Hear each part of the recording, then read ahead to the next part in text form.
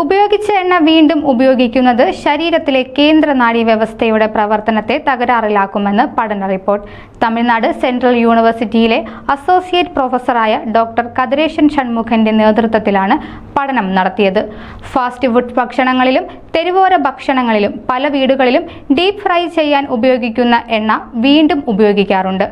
ഇത്തരത്തിലുള്ള ഭക്ഷണ രീതിയിലൂടെ ഹൃദയ സംബന്ധമായ തകരാറുകൾ, ചിലയിനം ക്യാൻസറുകൾ എന്നിവ ഉണ്ടാകുമെന്നും പഠനത്തിൽ കണ്ടെത്തി. പുനരുപയോഗിച്ച എണ്ണകൾ കൊണ്ടുള്ള ആഹാരക്രമം നൽകിയ എലികളിലാണ് പഠനം നടത്തിയത്.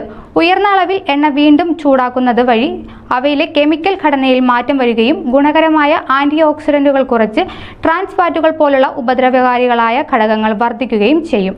എണ്ണ ചൂടാക്കും തോറും ആരോഗ്യത്തിന് ഹാനികരമാകുന്ന ഘടകങ്ങൾ രൂപപ്പെടുകയും ചെയ്യുമെന്ന് പഠനം പറയുന്നു. American society for biochemistry and molecular ബയോളജിയുടെ വാർഷിക സമ്മേളനത്തിൽ പഠനം അവതരിപ്പിച്ചിട്ടുണ്ട്. ബയോളജിക്കൽ കെമിസ്ട്രി ജേണലിലാണ് പഠനം പ്രസിദ്ധീകരിക്കുക.